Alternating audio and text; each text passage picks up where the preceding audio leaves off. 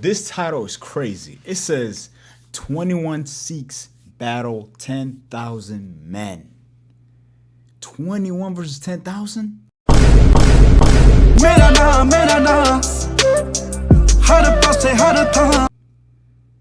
21 people, 21 soldiers versus 10,000. Oh, is that even possible? How in the world did they do that? How? Let's get to the video. Let's see what it's all about.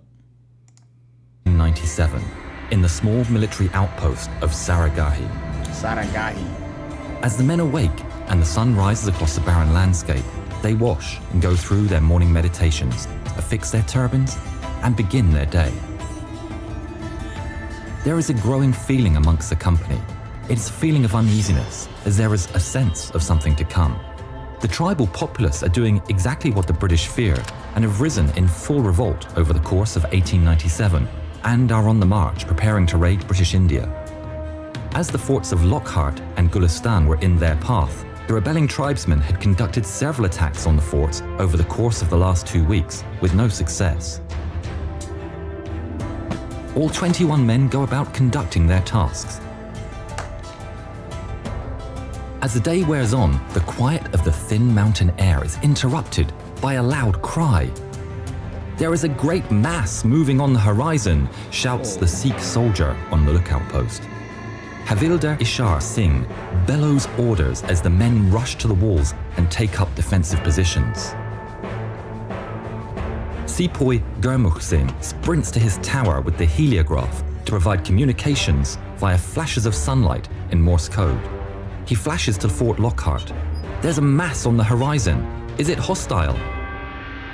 "Yes," comes the worrying reply.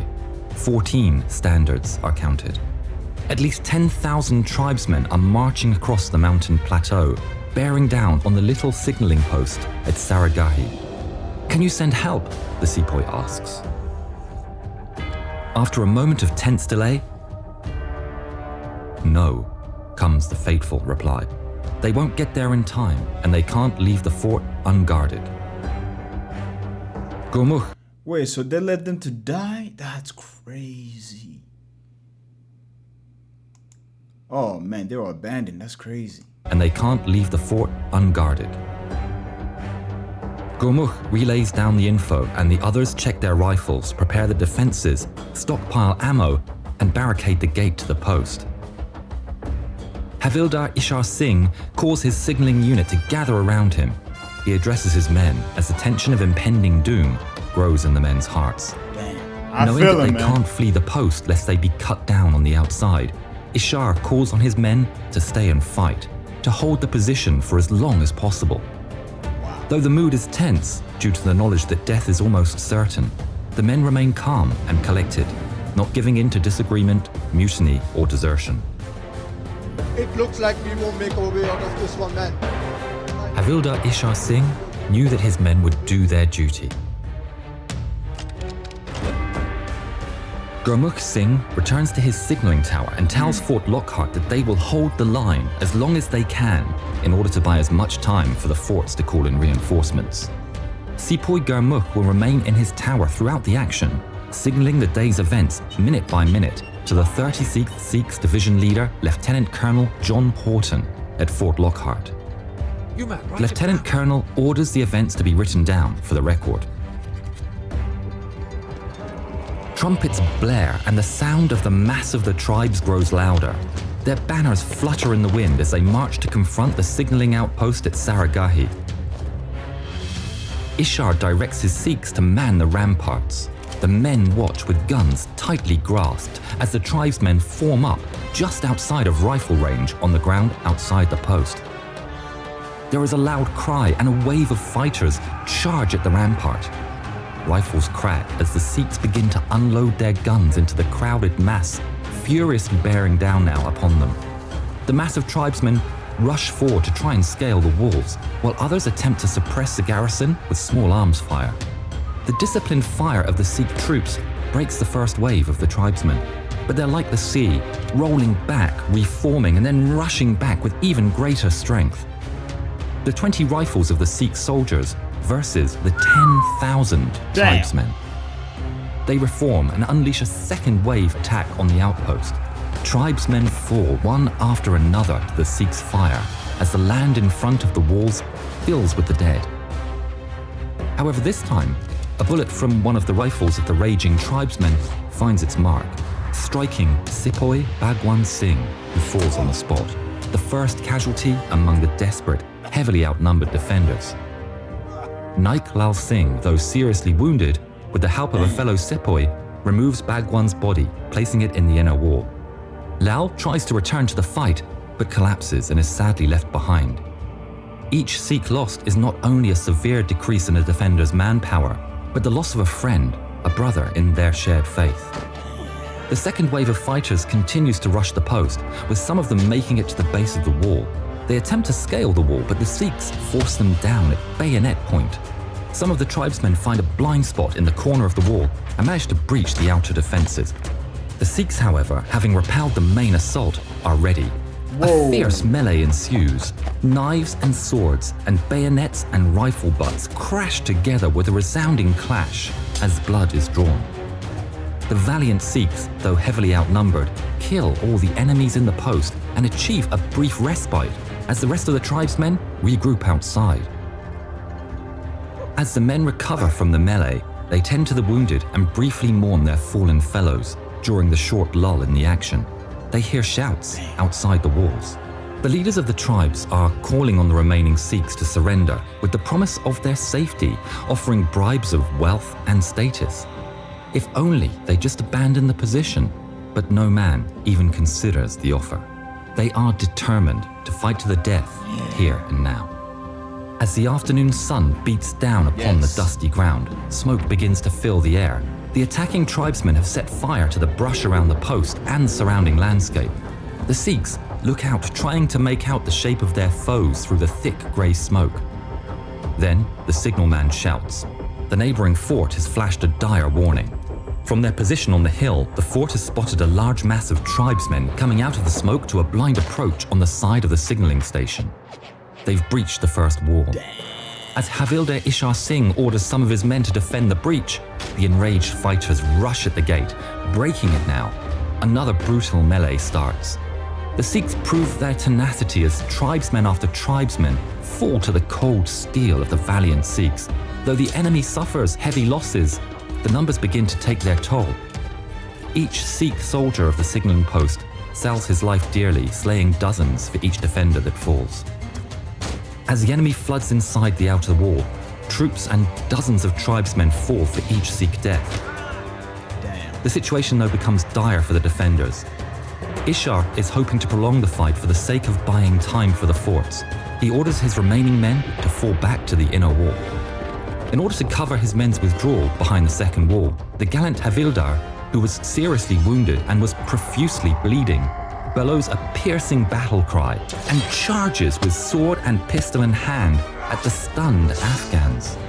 For a few valiant seconds, he cuts down attacker after attacker, but then is overwhelmed and his blood stains the rock. But his attack has meant that a fewer than a dozen Sikhs have formed a second defensive line on the inner wall. The Sikhs fire into the crowd.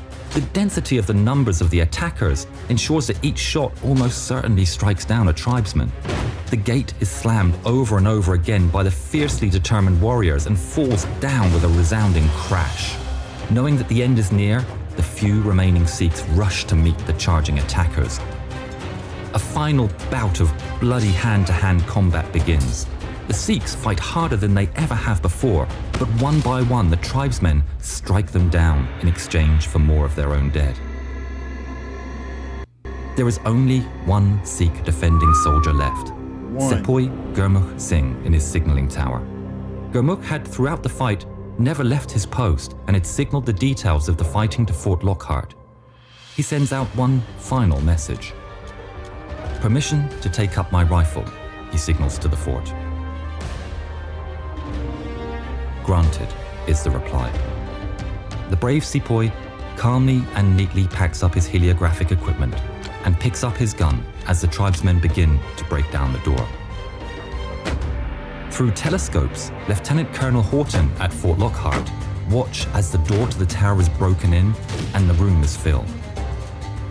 For a moment, they cheer as he kills one tribesman, then another, and then 18 more, for a total of 20. The tribal fighters fled the room in terror. There's a brief pause as the colonel looks on with awe, but suddenly his sight is clouded by smoke. The tribesmen have lit the tower on fire, deciding to burn Sepoy Gurmukh rather than face his blade one more time. At ease with his fate, Gurmukh sits down and yells the Sikh battle cry.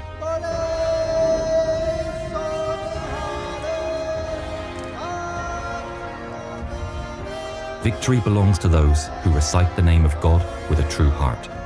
He yells over and over until, at last, he too dies. The stand is over, the post falls. The valiant 21 Sikhs had lasted for 6 hours. In this time, the forts managed to call in reinforcements and prepare their defenses. The next day, the reinforcements arrive and force the tribesmen out of Saragahi and the surrounding area. The sacrifice of the Sikhs means the forts are saved. When British troops entered Saragahi, they found the bodies of 21 Sikhs and, according to some reports, over 600 tribesmen. For the actions on the 12th of September 1897, all 21 Sikh warriors are posthumously awarded the Indian Order of Merit, at that time the highest award for gallantry for British Indian soldiers. The first time in history that each and every member of a unit won the Gallantry Award for a single battle.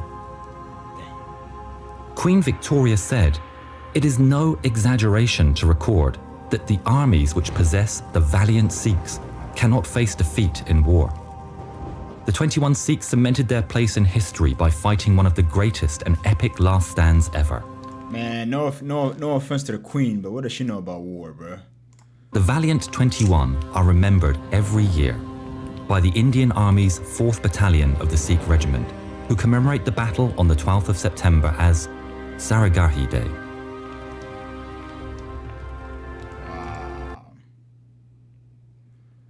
Wow. That's crazy. That is crazy. Holy. 21 versus...